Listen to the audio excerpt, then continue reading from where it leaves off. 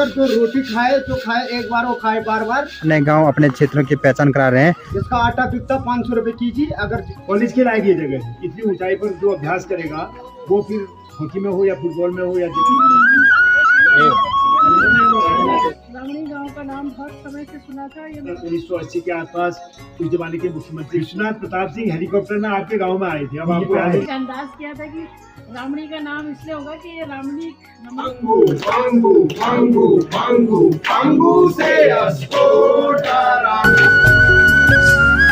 Hey guys, good morning, welcome to my new episode and welcome to my YouTube channel. तो guys I hope आप सब लोग स्वस्थ और मस्त होंगे। मैं भी स्वस्थ और मस्त हूँ। तो गाइस आज की ब्लॉगिंग स्टार्ट हो रही है सुबह के 11:30 बजे से स्टार्ट। और गाइस आज लेट हो चुकी है ब्लॉग स्टार्ट करने में, और अभी जस्ट आज लेट हो भी चुकी थी उठने में और लेट हो चुकी है ब्लॉग स्टार्ट करने में। तो अभी जस्ट वो सो करके आया हूँ, ब्रेकफास्ट किया और ब्लॉग स्टार्ट कर रहा हूँ अभी।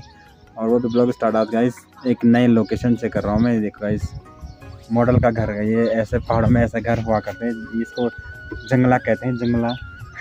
तो इस जंगले वाले घर से स्टार्ट हो रही गाइस। और यहाँ ये देखो गाइस, ऐसा कुछ इस प्रकार का डिज़ाइन है इस मकान का। ये बाहर से कुछ इस प्रकार का डिज़ाइन ये देख सकते हो गाइस। तो यहाँ रहते हैं बस्सू भाई लोग। बस्सू भाई अभी ब्रेकफास्ट कर रहे हैं, तो उसके साथ रखो मैं। तो गाइस करते हैं आज एक नए ब्लॉग के साथ और एक नए दिन की शुरुआत। तो अभी ये देखो गाइस, यहाँ पर ये गोभी की फार्मिंग की मतलब की है ये सुप्पी लोगों ने, सुबह माई के पापा जी ने। ये देखो गाइस इतने सारे गोभी, ये देखिए इधर पूरे फसल, इधर पूरे सब्जियों की उत्पादन की जाती है। जितना वहाँ से लेकर पूरे यहाँ तक कितनी गोभियाँ हैं ले जी।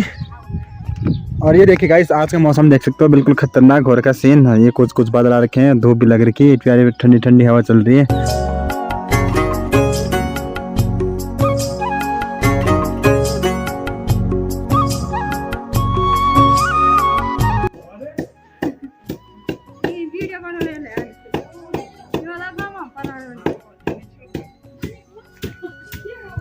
तो यार गाइस टाइम हो चुका दोपहर के 12 बज चुका है गाइस। फाइनली अभी मैं जस्ट घर से आ रहा हूँ। तो कल रात ये हो चुका था गाइस, कल रात 12 बजे मेरा रिचार्ज सारा खत्म हो चुका था। ब्लॉग एडिटिंग करके मस्त से मैच देखने लग गया था। कल इंडिया वर्सेस पाकिस्तान का मैच था, जिसमें कि गाइस मैच देखने में एक पारी तो देखी मैंने, इंडिया की पारी देखी। तो उसमें तो इंडिया ने 119 रन बनाए थे। और उसके बाद रही पाकिस्तान की पारी देखने वाली मैच, तो उस समय ठीक मेरा रिचार्ज खत्म हो चुका था 12 बजे। आइडिया का रिचार्ज खत्म हो चुका था, मेरा हुआ दिमाग ख़राब गाइस। उसके बाद ना ब्लॉग अपलोड हो पाया ना कुछ हो पाया, तो मैं सीधा सो गया। फिर रात को किसी दोस्त का फोन आया, बोला कि इंडिया जीत गई 6 रनों से। मैंने कहा चलो भाई कांग्रेचुलेसन। खुशी अलग ही लेवल की हुई, जो कि पाकिस्तान ने 120 रन नहीं बना पाई। वो पिच ऐसी नहीं थी गाइस। न्यूयॉर्क में वो मैच चल रहा था, वो बॉलिंग पिच थी वो। वैसे अपलोड तो नहीं हुआ, तो मैं आज कर रहा हूँ ब्लॉग अपलोड, अभी कर रहा हूँ ब्लॉग अपलोड। तो जब तक ब्लॉग अपलोड हुआ तब तक मेरे को चैन नहीं आने वाला है। भाड़ में जाए घर का काम वाम, पहले करते हैं ब्लॉग अपलोड। टाइम हो चुका है दोपहर के 12:30 हो चुके हैं। और गाइस मैं चलता हूँ फटाफट से लंच की तैयारी करने। मम्मी जी पहुँचने वाली है।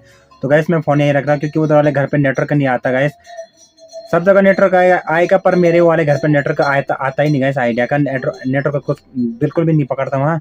तो ये मतलब यही वाले रूम पर, मतलब यही वाले घर पे पकड़ता है मेरा आइडिया का नेटवर्क का। और जियो का नेटवर्क भी, जियो का नेटवर्क तो उधर पकड़ जाता है, पर उसमें रिचार्ज नहीं है। तो आइडिया का नेटवर्क, आइडिया के सिम में रिचार्ज करें तो इस सिम में पकड़ता है। तो जब तक यहाँ ब्लॉग अपलोड होता है गाइस, तब तक मैं खाना बना लेता हूँ। फिर से गाइस टाइम हो चुका है दोपहर के 1:30 बज चुका है। फाइनली गाइस मैंने खाना भी बना दिया है, मम्मी जी भी आ चुकी है।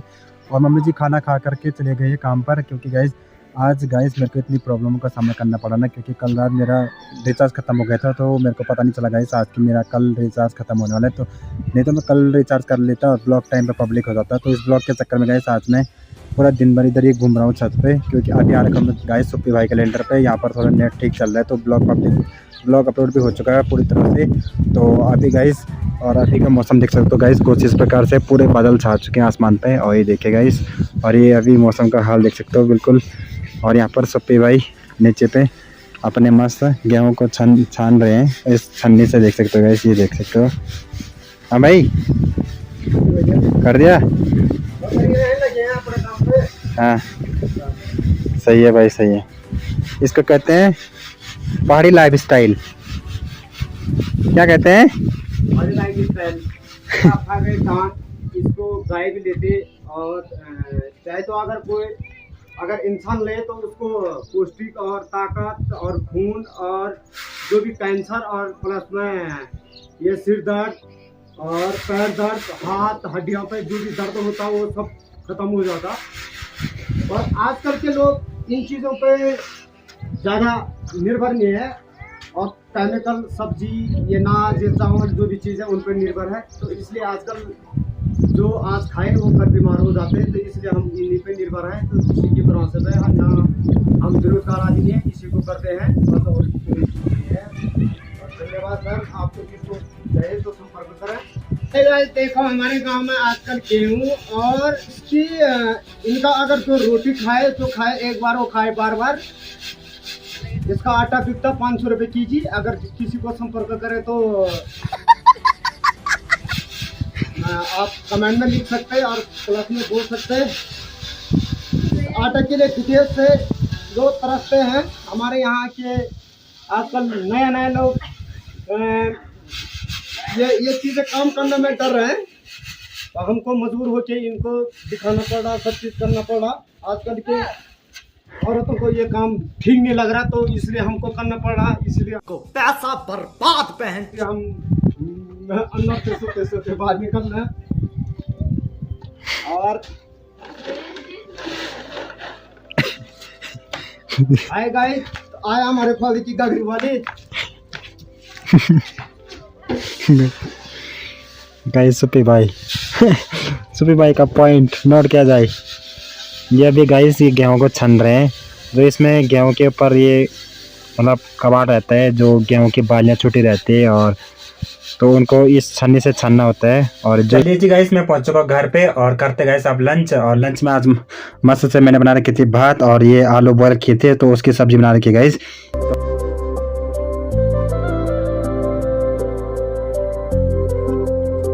चलिए जी गाइस, खाना भी खा लिया मैंने मस्त से। अब थोड़ी जान आ चुकी है शरीर में, अभी तक इतनी सुस्ताई आ रही थी ना गाइस। क्या जी, सनसेट भी हो चुका है गाइस और टाइम अभी शाम के 5:30 हो चुके हैं।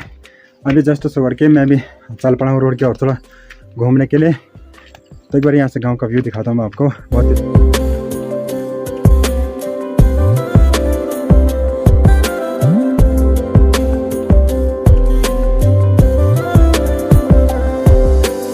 ऐसा मेरा खत्म यहाँ पर मस्त से घूमने के लिए सिमगट्ठा ग्राउंड साइड पे। और तो अभी यहाँ पर पता चला गाइस, यहाँ पर कोई एनजीओ आ रखे जो कि वो पूरे गांव के मतलब अपने गांव अपने क्षेत्रों की पहचान करा रहे हैं।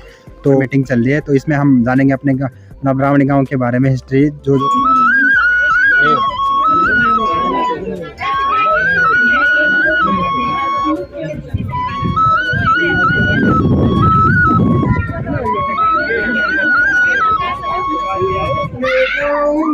हम जाने, अपने गाँव को हम जाने, अपने लोगों को पहचाने, अपने लोगों को पहचाने, अपनी जड़ों की ओर चले हम, अपनी जड़ों की ओर चले हम, अपनी माटी को भी बखाने, अपनी माटी को भी बखाने।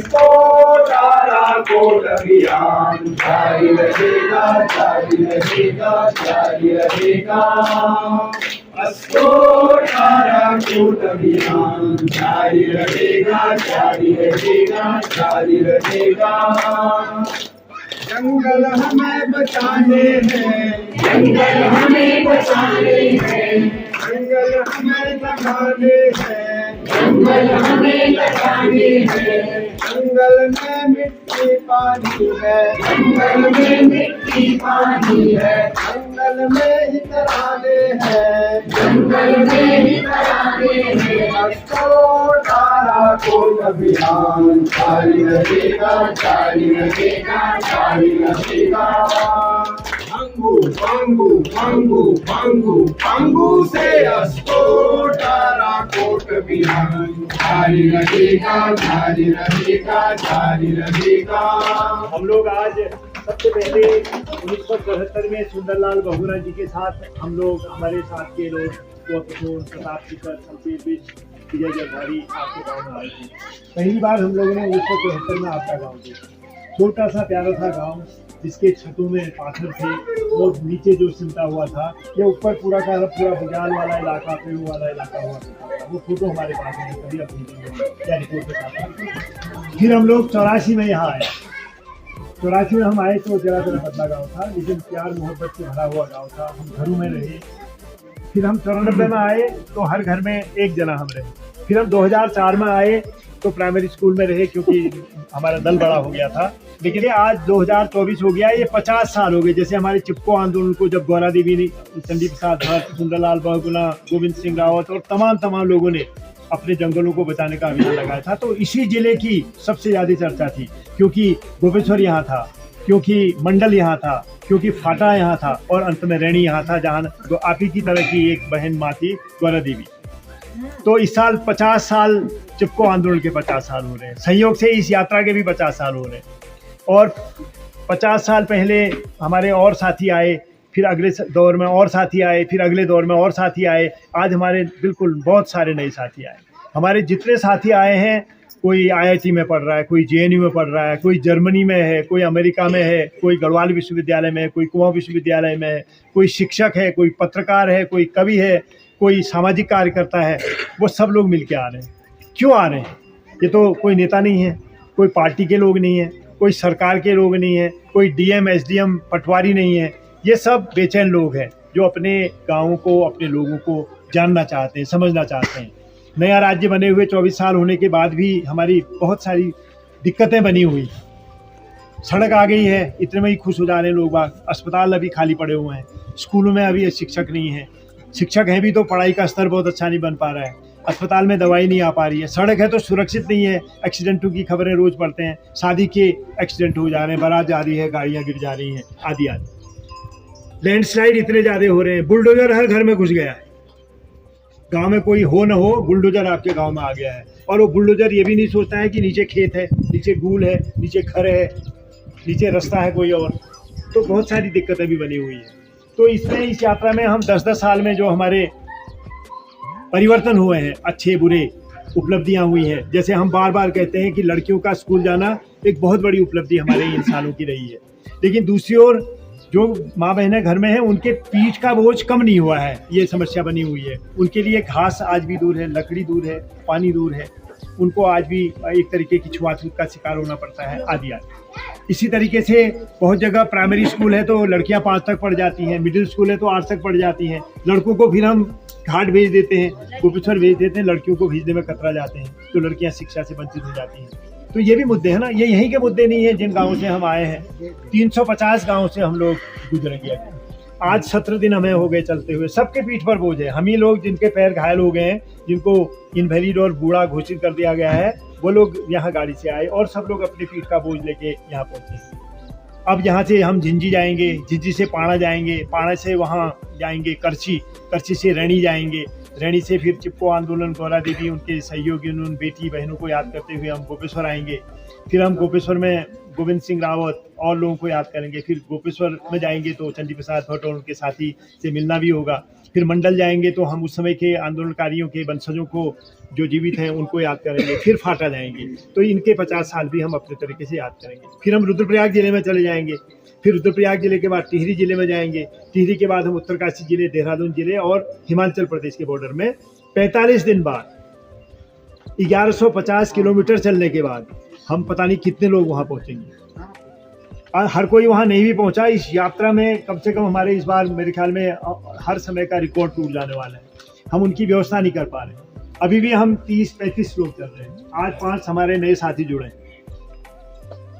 तो इतने बड़े दल को लेके जाने के पीछे सबसे बड़ा लक्ष्य है कि हम अपने गाँव को समझें, उनकी समस्याओं को समझें, उसको सरकार और समाज दोनों के सामने रखें। कहीं कहीं गाँव में अच्छी लीडरशिप आ गई है, तो जो लीडर हैं, जो ग्राम को संभाल रहे हैं, वो लोग पूरे गांव की बात सोचते हैं। तो वहाँ बहुत अच्छी, जैसे कल हम शीतल में मुझे रहने का मौका मिला। शीतल में उन्होंने ग्राम सभा का अच्छा वो बनाया हुआ था, तो बड़ा आश्चर्य हुआ हमें। उसमें लोग रह सकते हैं, सेट भी बनी हुई है, सभा भी कर सकते हैं। आपके यहाँ भी बहुत सारी चीज़ें बनी हैं, लेकिन आप देख रहे हैं बेतरतीबी में बनी हुई है। टी शर्ट बनाया, उसके पीछे पानी का निकास नहीं है। ऐसे ही वो इतने बढ़िया बंगले बने हुए हैं, उनका रखरखाव जैसे होना चाहिए। महिला मंगल दल का कमरा होना चाहिए। तो आप लोग जब करेंगे ना, उसको तो हम कुछ नहीं कर सकते, उसको नेता सरकार भी नहीं कुछ कर सकते हैं। आपका जो गांव का संगठन है, महिला मंगल दल है, ग्राम सभा है, ग्राम पंचायत है, वो सब मिलके अपना गांव कैसे अच्छा बने। और सरकारी कोई जैसे इतना बढ़िया बना रखा है, अब इसमें चारों ओर से अगर एक बाढ़ भी हो जाती तो एक जगह गेट होता, तो इसके भीतर जानवर नहीं आते। आपका शादी ब्याह, रामायण, कोई और चीज़, कोई सार्वजनिक काम, सब चीज़ इसमें हो जाते। अभी ये जानवरों के खड़े होने का बन गया, इतना बढ़िया बना हुआ है। देखिए सभा के लिए इतना बढ़िया है, यहाँ पर 500 लोग बैठ सकते हैं, मंच बना हुआ है, सामने स्टेज बना हुआ है।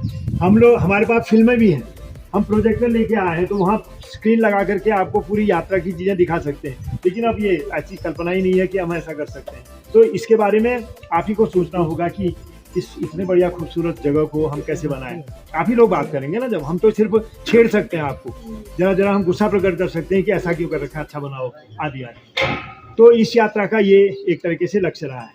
लेकिन तो इतना अच्छा नहीं है जितना होना चाहिए था। और जो विकास समझो स्वास्थ्य सेवाएं हैं, एकमात्र ढांचा है, उसमें समझ लो इतना एक्सपर्ट डॉक्टर या दवाई ये नहीं है।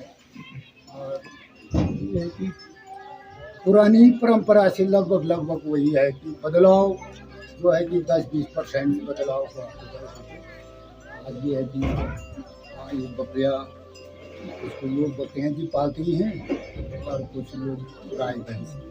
कुछ एक कॉलेज के लायक ये जगह है। इतनी ऊंचाई पर जो अभ्यास करेगा वो फिर हॉकी में हो या फुटबॉल में हो या जिस पर भी हो वो छा जाएगा। लेकिन वो बातें धरी की धरी रहेगी। मुझे याद है हमारे साथी एक बार 1980 के आसपास उस जमाने के मुख्यमंत्री विश्वनाथ प्रताप सिंह जी से मिले थे। विश्वनाथ प्रताप सिंह हेलीकॉप्टर में आपके गांव में आए थे। अब आपको याद ही नहीं होगा, वो बाद में भारत के प्रधानमंत्री भी रहे, आप बुजुर्गों को याद होगा। उन्होंने जब बताया भी हमें भी बड़ा आश्चर्य हुआ। उन्होंने कहा कि मैं वहाँ गया और एक बहुत बड़ा सोलर सिस्टम वहाँ लागू हुआ और उस सोलर सिस्टम को मैं इनॉग्रेट करने गया हेलीकॉप्टर में, और वो बहुत ही सुंदर गाँव है। तो फिर हमारे साथियों ने बताया उनको कि वो रमणी, इसका नाम ही रामणी है, रमणी से बनाया, यानी कि सुंदर, बहुत सुंदर, खूबसूरत। तो हुआ ऐसा कि जो इंजीनियर उसमें इन्वॉल्व होंगे, जो वो होंगे, उसमें उनने तड़ी चालक नहीं लगाया जो एक लगना चाहिए था, और बिजली गिरी और वो पूरा, आपको याद होगा, पूरा वो कोलैप्स हो गया, खत्म हो गया। आज यहाँ अब सोलर पैनल वैसे दिख रहे हैं, लेकिन बड़ा जो लग सकता था जिससे बड़ी विद्युत पैदा होती, वो हमारे यहाँ फेल हो गया। उसके बाद फिर धीरे धीरे अब जड़ी बूटी का वो था वो कम हो गया, उसके अलावा फलों का था वो कम हो गया। तो एक तरीके की उदासी हो रही है। तो उस उदासी को आप ही लोग बोल सकते हैं कि क्या नए रास्ते हो सकते हैं, क्या नए विकल्प हो सकते हैं। वाकई में चलते रामणी गांव का नाम बहुत समय से सुना था। ये मेरा पहला अवसर है, और जैसा कि हमने एक तुक्का लगाया था, एक अंदाज किया था कि रामणी का नाम इसलिए होगा कि ये रमणीक रहा होगा, बहुत सुंदर होगा। और वाकई में यहाँ पे आके ऐसा लग रहा है कि वाकई में एक बहुत सुंदर जगह है। बहनों, मैं जैविक कृषि में बहुत लंबे समय से काम कर रही हूँ। प्रदेश के बनने के समय से ही जैविक खेती को हमने एक नारा दिया था कि पहाड़ का जितना भी उत्तराखंड का जो पहाड़ का क्षेत्र है, उसमें अगर किसी भी तरह की कृषि विकास होनी चाहिए, और कृषि मतलब उद्यान भी हो गया, इसके अंदर पशुपालन भी हो गया, और जड़ी बूटी भी हो गई, मत्स्य पालन भी हो गया, सभी कुछ जो है वो रसायन रहित होना चाहिए। और यही एक जो पद्धति है वो हमारे पहाड़ और हमारे हिमालय के लिए सबसे ज़्यादा सरल और बेहतरीन रहेगी। और वो जो आइडिया थी या वो जो कॉन्सेप्ट था, उसको स्वीकारा था हमारे नए प्रदेश में।